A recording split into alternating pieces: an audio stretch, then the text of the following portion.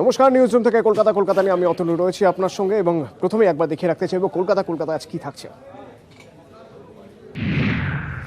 বন্দে পাথরে ধৃত ৩, মমতার বন্দে তোপ, আবাসে কেন্দ্রকে নিশানা মুখ্যমন্ত্রীর, গরু পাচারে ১৫০ অ্যাকাউন্ট, শীতলতম কলকাতা।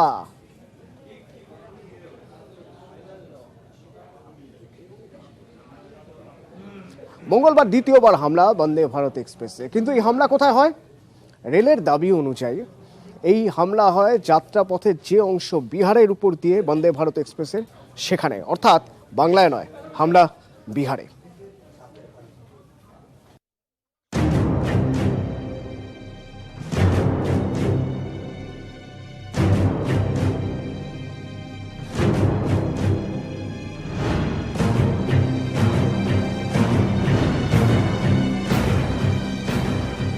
উদ্বোধনের পরই আক্রান্ত বন্দে ভারত, ২৪ ঘন্টায় দুবার। সোমবারের পর মঙ্গলবারও বন্দে ভারতে পাথর ছোড়ার অভিযোগ, ভাঙে ট্রেনের কাজ, তুঙ্গে ওঠে রাজনৈতিক তরজা। কিন্তু কারা পাথর ছুড়ল, ঠিক কোথা থেকে পাথর ছোড়া হয়, এ নিয়ে তৈরি হয় ধোঁয়াশা। এরই মাঝে ট্রেনের এক্সটার্নাল ক্যামেরার একটি ভিডিও প্রকাশ করেছে রেল।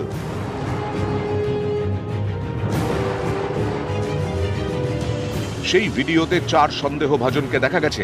তদন্তকারীরা মনে করছেন ওই ৪ জনই পাথর ছোড়ে বন্দে ভারতে। কিন্তু এই ৪ জন কারা, কোথায় তারা দাঁড়িয়েছিল? রেলের ভিডিও অনুযায়ী মঙ্গলবার যখন পাথর ছোড়া হয় তখন দুপুর ১২:৫৫। সেই সময় বন্দে ভারত ছিল রেলের কাটিহাট ডিভিশনের ধুলাবাড়ি ও মাগুরজান স্টেশনের মাঝে। বিহারের ধুলাবাড়ি স্টেশন ছাড়ার পরেই হামলা হয় বলে মনে করছে রেল। वो जो सीसीटीवी फुटेज আছে ওখান থেকে একটা সময় जो আছে আইডেন্টিফাই করা হয়েছিল 12:55 সময় जो আছে এটা হয়েছিল 12:55 তে তখন কোথায় ট্রেন ছিল, তখন ওটা বিহার মধ্যে ছিল। রেলের টাইম টেবিলও বলছে সেই সময় বিহারের ধুলাবাড়ি স্টেশনের কাছেই থাকার কথা বন্দে ভারতের। সেকেন্ড ইনসিডেন্ট হয়েছে ওটা বিহারের মঙ্গুরজান জায়গাটা, ওটা হচ্ছে কাটিহার ডিস্ট্রিক্ট, সেইখানে, ওটা বাংলা বিহার বর্ডারই প্রায়। ইতিমধ্যে এই ঘটনায় ৪ সন্দেহভাজনকে চিহ্নিত করেছে বিহার ও রেল পুলিশ। বিহার পুলিশ সূত্রে খবর, ৪ জনের বয়সী ১৫ বছরের কম। ৪ জনকেই তলব করা হয়েছে বিহারের কিষানগঞ্জের এসপি অফিসে। তাদের অভিভাবকদেরও এসপি অফিসে তলব করা হয়েছে। কিষানগঞ্জের পুলিশ সুপারের বক্তব্য, এই ৪ নাবালকের আগের কোনো অপরাধের রেকর্ড নেই। তাহলে কি এই নাবালকদের কেউ পাথর ছোড়ার জন্য উস্কেছিলেন, নাকি নিছকই মজা করতে পাথর ছোড়ে? এসবই খতিয়ে দেখা হচ্ছে। এরই মধ্যে আরেকটি ভিডিও প্রকাশ করেছে রেল। ২রা জানুয়ারি সোমবার বন্দে ভারতে প্রথম হামলা, সেই মুহূর্তের ভিডিও প্রকাশ করা হয়েছে। নিউজ ১৮ বাংলা। বাংলায় নয়, বন্দে ভারতে পাথর ছোড়া হয় বিহারে। রেল কথা জানানোর পরেই সুর চড়ালেন মমতা বন্দ্যোপাধ্যায়।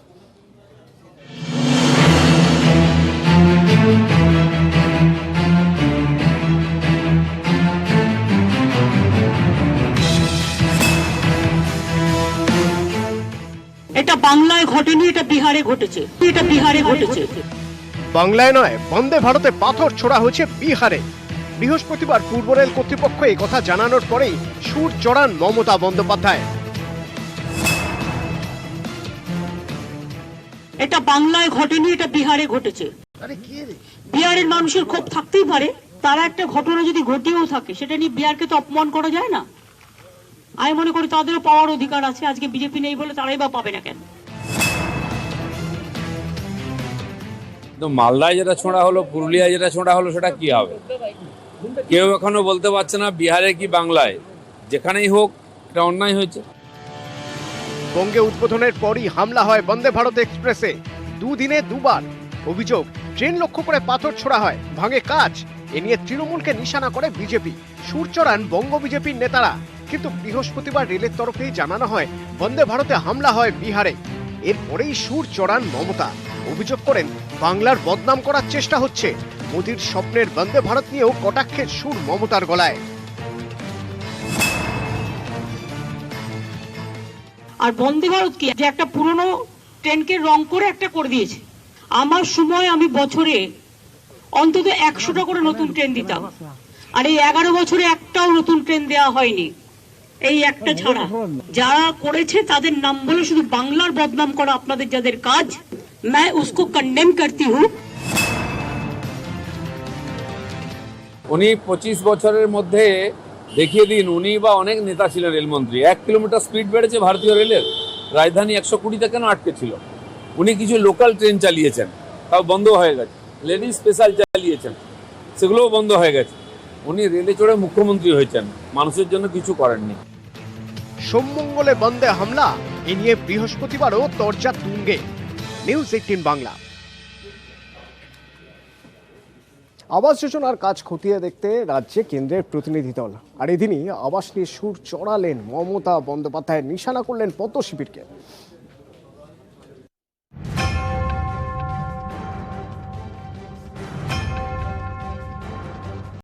পলিটিক্যাল কারণে মাঝে মাঝে A team, B team, C team, D team, A to Z team, আর কত টিম পাঠাবে? প্রধানমন্ত্রী আবাস যোজনায় ব্যাপক দুর্নীতির অভিযোগ। এবার এই প্রকল্পের কাজ খতিয়ে দেখতে বঙ্গে বিশেষ প্রতিনিধি দল পাঠিয়েছে কেন্দ্র। বৃহস্পতিবার তারা রাজ্যে আসে, আর এদিনই আবাস নিয়ে সুর চড়ালেন মমতা বন্দ্যোপাধ্যায়। পলিটিক্যাল কারণে মাঝে মাঝে A team, B team, C team, D team, A to Z team, আর কত টিম পাঠাবে?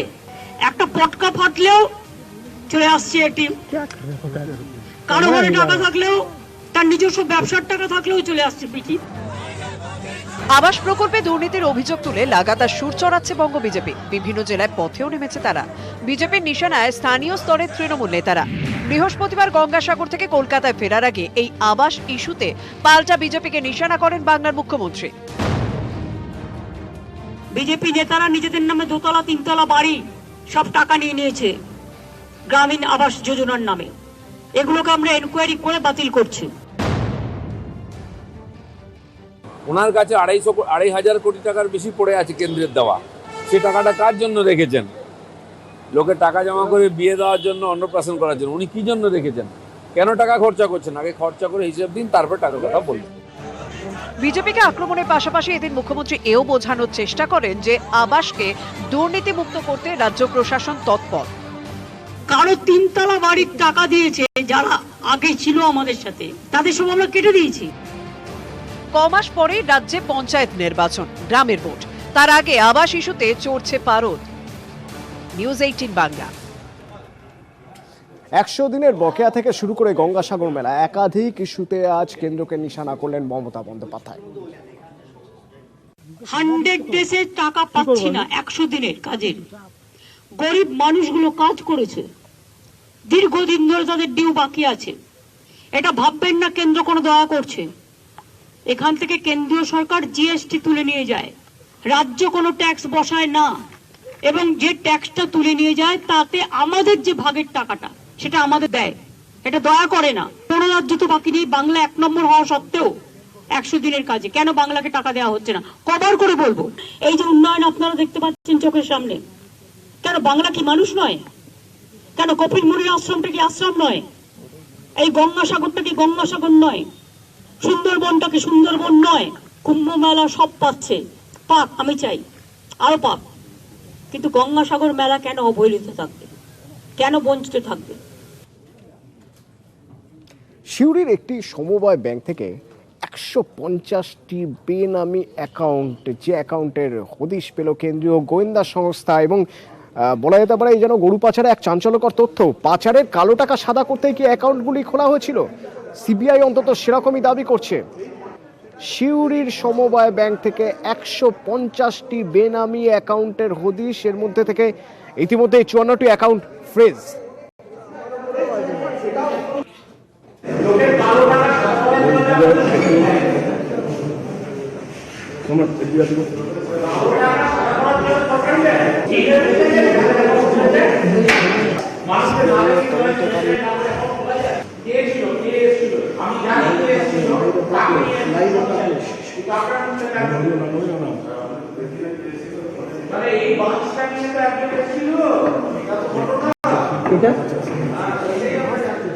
সিবিআই এর তদন্তকারী অফিসাররা আছে যান ওই ব্যাংকের ম্যানেজারের সঙ্গে কথা বলেন এবং সিবিআই যা দাবি করছে তা চাঞ্চল্যকর দাবি। অমিত প্রতিনিধি আমার সঙ্গে সরাসরি রয়েছে। অমিত, তোমার থেকে একটু জেনে নিতে চাইবো যে এই অ্যাকাউন্টগুলো সম্পর্কে কি ধারণা সিবিআই আধিকারিকদের, তারা কি বলছেন, এই অ্যাকাউন্টগুলো কিভাবে ব্যবহার করা হয়েছিল বা ব্যাংক কি বলছে এই অ্যাকাউন্টগুলোর মালিককে? দেখো, গরু পাচারে তদন্ত করতে গিয়ে প্রাথমিকভাবে 50টি বেনামি অ্যাকাউন্টে হদিশ পাওয়া গেছিল সিউড়ির সেন্ট্রাল কোঅপারেটিভ ব্যাংকে, এবং সেখানে আজকে অভিযান চালানো হয় সিবিআই তরফে। এবং এই মুহূর্তে সিবিআই আধিকারিকরা সরাসরি আমার ক্যামেরা পার্সনকে দেখাতে বলবো, এই মুহূর্তে সিবিআই আধিকারিক যিনি রয়েছেন এবং এখানে যে কম্পিউটার রয়েছে সেই কম্পিউটার থেকে বিভিন্ন অ্যাকাউন্টের বিভিন্ন তথ্য তারা সংগ্রহ করছেন। কারণ ইতিমধ্যেই তাদের কাছে প্রাথমিকভাবে 50টি বেনামি অ্যাকাউন্টের তথ্য থাকলেও এবং সেখানে প্রায় 10 কোটি টাকা ট্রানজ্যাকশন হয়েছে। এই তথ্য নিয়ে তারা যখন আজকে এসে উপস্থিত হয় এই সিউড়ি সেন্ট্রাল কোঅপারেটিভ ব্যাংকে, এবং তারা যখন তদন্ত করতে নেমে এবং বিভিন্ন নথিপত্র যখন তারা সংগ্রহ করতে শুরু করে ব্যাংক ম্যানেজারের সাথে কথা বলে, তারপরে আস্তে আস্তে প্রায় এখনো পর্যন্ত 150টি অ্যাকাউন্টের হদিশ পাওয়া গেছে এগুলো বেনামে। সেক্ষেত্রে গরু পাচারের টাকা, ব্ল্যাক মানি হোয়াইট, অর্থাৎ কালো টাকা সাদা করা হয়েছে এই অ্যাকাউন্টগুলিকে সামনে রেখে, এমন তথ্য কিন্তু সামনে আসছে। সেক্ষেত্রে বিভিন্ন দরিদ্র কৃষকের নামে অ্যাকাউন্টগুলি খোলা হয়েছে, এই তথ্য কিন্তু এখনো পর্যন্ত সামনে এসছে। সেক্ষেত্রে চাঞ্চল্যকর যে বিষয়টি আরো সামনে আসছে যে প্রতিটি ফর্মের যে সিগনেচার বা সই রয়েছে, সই দেখে প্রাথমিকভাবে সিবিআই আধিকারিকদের যেটা মনে হচ্ছে যে কোনো একজন ব্যক্তি প্রতিটি অ্যাকাউন্টের ক্ষেত্রে সিগনেচার করেছে। সেক্ষেত্রে আগামী দিনে কিন্তু এক্সপার্ট বা বিশেষজ্ঞদেরকে দিয়ে সেই সকল সই তারা পরীক্ষা করাবেন। এবং এখনো পর্যন্ত সিবিআই আধিকারিকরা এই সিউড়ি সেন্ট্রাল কোঅপারেটিভ ব্যাংকে তারা রয়েছেন। এবং এখানে আমি আরো একটি চিত্র দেখাতে বলবো, এই মুহূর্তে ম্যানেজারের ঘরে বসে রয়েছেন তদন্তকারী অফিসার সুশান্ত ভট্টাচার্য। তিনি নিজে কিন্তু বিভিন্ন অ্যাকাউন্টের যে নথি, সে সকল নথি তারা কিন্তু সরাসরি তিনি কিন্তু দেখছেন এবং নিজে খতিয়ে দেখছেন। অন্যদিকে আরেকজন আধিকারিক যিনি কিন্তু ম্যানেজারের সাথে বসে যে কম্পিউটার রয়েছে, অর্থাৎ যে কম্পিউটার রয়েছে, যে কম্পিউটারে অ্যাকাউন্ট সম্পর্কিত তথ্য রয়েছে, সমস্ত তথ্য তারা খতিয়ে দেখছেন। এখনো পর্যন্ত 54টি ব্যাংক অ্যাকাউন্ট সিজ করা হয়েছে বা বাজেয়াপ্ত করা হয়েছে, এবং সেখানে কিন্তু এখনো পর্যন্ত যে 54টি ব্যাংক যেটা বাজেয়াপ্ত করা হয়েছে বা সিজ করা হয়েছে তাতে কিন্তু 4 কোটি টাকার লেনদেন হয়েছে, এই তথ্য কিন্তু সামনে এসছে। এবং সব মিলিয়ে এখনো পর্যন্ত সংখ্যাটা কিন্তু প্রায় 150টি বেনামি অ্যাকাউন্টে কিন্তু এখনো অবধি হদিশ পাওয়া যাচ্ছে। এবং এখনো পর্যন্ত তদন্ত চলছে, এখনো সেখানে তদন্তকারী অফিসাররাও সেখানে রয়েছেন। ধন্যবাদ অমিত। আরও 59 জন শিক্ষক, প্রাথমিকের শিক্ষক, তাদের চাকরি বাতিল বহাল রাখলেন বিচারপতি অভিজিৎ গঙ্গোপাধ্যায়। অর্ণব প্রতিনিধি আমার সঙ্গে রয়েছেন, অর্ণবের সঙ্গে একবার কথা বলবো। অর্ণব, এর আগে দেখা গিয়েছিল প্রথমে 53, তারপর 140 এবং আজ আরও 59 জনের চাকরি বাতিল বহাল রাখলেন বিচারপতি অভিজিৎ গঙ্গোপাধ্যায়। কি পর্যবেক্ষণ তার? দেখা কোটি থেকে 252 জনের চাকরি বাতিলের যে সিদ্ধান্ত বিচারপতি গঙ্গোপাধ্যায় নিয়েছিলেন সেই সিদ্ধান্ত বহাল রাখলেন। 23 ডিসেম্বর প্রথমে 53 জনের চাকরি বাতিলের সিদ্ধান্ত তিনি অনড় থাকেন। এরপর গতকাল 140 এবং আজকে সেই সংখ্যাটা 59 এবং 7 নম্বর চাকরিটা বাতিল হবে কিনা, আজকে আরো একজনের চাকরি বাতিলের সিদ্ধান্ত বহাল থাকবে কিনা তার শুনানি এখনো চলছে বিচারপতি অভিজিৎ গঙ্গোপাধ্যায় বেঞ্চে। এই পরীক্ষার্থী কলকাতার বাসিন্দা, তার যুক্তি তিনি মামলা করেছিলেন এবং সেই মামলা পেন্ডিং থাকাকালীন তাকে পর্ষদ অফিস থেকে ডেকে পাঠানো হয় এবং তাকে এই চাকরির জন্য ইন্টারভিউ এবং সবকিছু অফার করা হয়। সেই মামলা শুনানি চলছে। কাজে সব মিলে 252 জন, 268 জন চাকরি পেয়েছিল দ্বিতীয় নিয়োগ তালিকায় লুকিয়ে করা, যেটা আদালতের পরিভাষা। সেই 268 জনের বক্তব্য, তাদের হলফনামা নিয়ে তাদের যুক্তি বা তাদের কথা শুনে পুনর্বিবেচনা করার নির্দেশ দিয়েছিলেন চাকরি বাতিলের সিদ্ধান্ত সুপ্রিম কোর্ট। সুপ্রিম কোর্টের পরামর্শ মেনে 252 জনের চাকরি এখনো পর্যন্ত বাতিলের সিদ্ধান্ত বহাল রেখেছেন বিচারপতি গাঙ্গুলি। গতকাল 2 জনকে পুনর্বহালের নির্দেশ দিয়েছেন, যদিও সেই বিষয়টি নিয়ে আবারও আদালতে এক প্রস্ত মামলা রয়েছে। আজকে নতুন করে কাউকে চাকরি পুনর্বহালের নির্দেশ দিয়ে যাননি, তবে 252 এবং 2 জনের পুনর্বহালের নির্দেশ যদিও সেটা মামলার মধ্যেই রয়েছে। 252 জনের চাকরি বাতিলের সিদ্ধান্ত বহাল রইল। কাজে 2 জনের যদি পুনর্বহাল দেওয়া হয়, সংখ্যা একজনের শুনানি চলছে 55, অর্থাৎ 13 জনের মতো বাকি রইল। এই 13 জনের বিষয়টা অত আগামী সপ্তাহে বিষয়টি হয়তো নিষ্পত্তি হবে। ধন্যবাদ অর্ণব।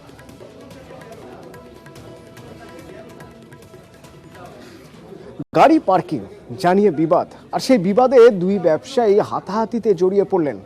জোড়া বাগানের ঘটনা।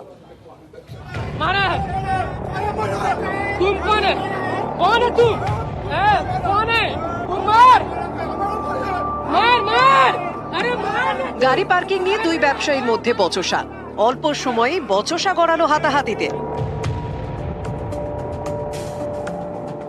এভাবেই উত্তপ্ত হয়ে ওঠে উত্তর কলকাতার জোড়াবাগান এলাকা।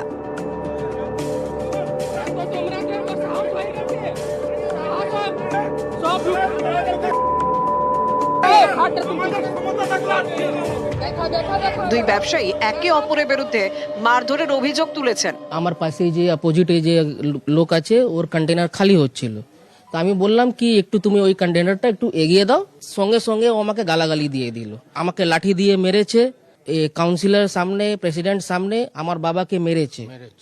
সকালবেলা ওনারা এসে হট করে গাড়িটা বন্ধ করে দিলেন, তার পিছনে ওনাদের 4 চাকা লাগিয়ে দিলেন, লাগিয়ে দিয়ে অকথ্য ভাষায় গালিগালাজ, আমি একা ছিলাম, একা গেলাম, আমাকে এরা মিলে সবাই মিলে মারধর করলেন। তারপর নিমতলা গোলাবালারা সবাই এসে আমাকে সেভ করেছে। স্থানীয়দের অভিযোগ জোড়াবাগান এলাকায় পার্কিং এর সমস্যা নতুন নয়, এ নিয়ে মাঝে মধ্যেই ঝামেলা হয়। এখানে গাড়ি রাখাতে দেবো না, এ করতে পারে না, অনেকে ছোট ছোট গাড়ি আছে, 2 হুইলার আছে, 4 হুইলার আছে, এখানে লোকাল লোকেরা যদি গাড়ি না রাখতে পারে, যারা তারা রাখবে। এবার আমরা যারা এখানে বাসিন্দা তারাও তো আমাদেরও তো গাড়ি রাখার জায়গা চাই, গাড়ি রাখা নিয়ে ঝামেলা। বুধবারের এই ঘটনায় দুই ব্যবসায়ী একে অপরের বিরুদ্ধে জোড়াবাগান থানায় অভিযোগ দায়ের করেন। ক্যামেরায় অসিত দাসের সঙ্গে Sourav Tiwari, news 18 Bangla. SRMB real steel है स्मूथ और फ्लेक्सिबल, जो बनाए ग्रिल्स को खूबसूरत और लोगों को दीवाना। क्या मास्टर स्ट्रोक है मैडम। मेरा नहीं, SRMB रियल स्टील का।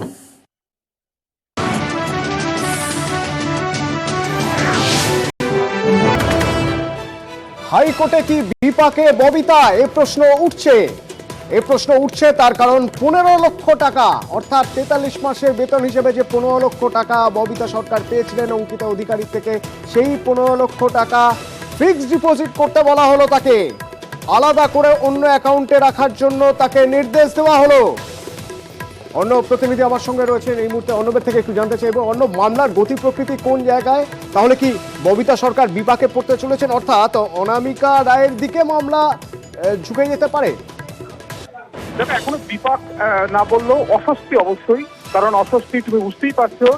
যে টাকা মে মাসে নির্দেশ দিয়েছিলেন বিচারপতি অভিজিৎ গঙ্গোপাধ্যায়, অঙ্কিতা অধিকারী যাকে চাকরি দেওয়া হয়েছিল একেবারে বেআইনি ভাবে, সেই চাকরি জায়গায় তার এই ফাইট, অর্থাৎ এই প্রতিবাদী সত্তা এবং সবকিছু মামলা মকদ্দমার জন্য তাকে এই 15 লক্ষ টাকা, 43 মাসের বেতন যেটা নিয়েছিলেন অঙ্কিতা অধিকারী, সেই টাকাটা তাকে দিয়েছিল দুটো পার্টে কোর্ট, এবং অঙ্কিতা অধিকারীর কাছ থেকে টাকাটা নিয়ে এটা দেওয়া হয় ববিতা সরকারকে।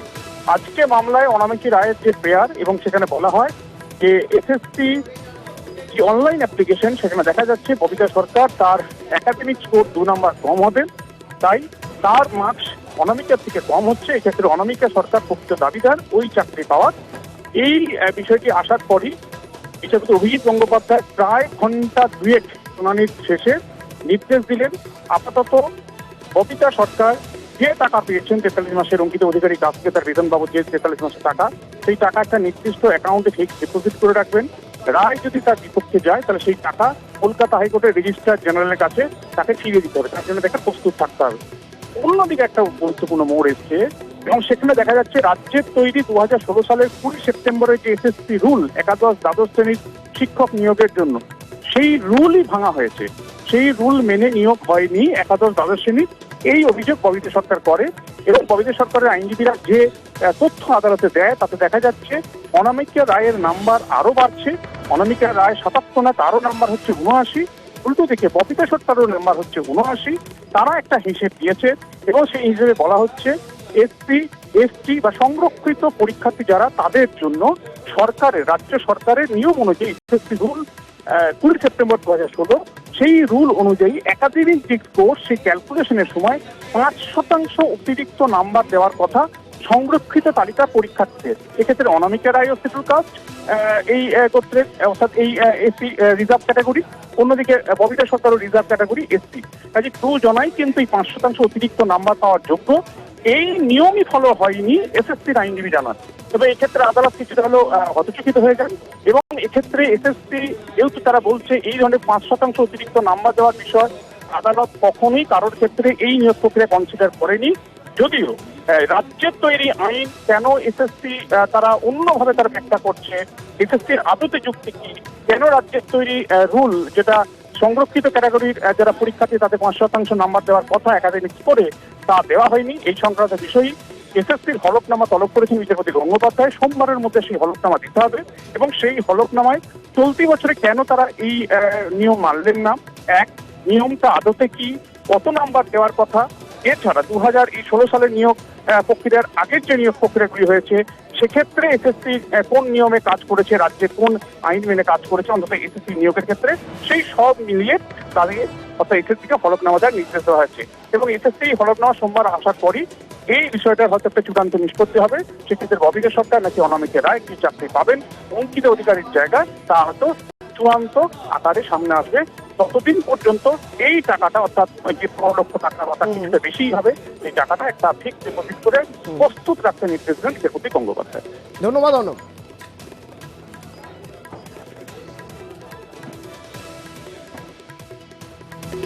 SRMB real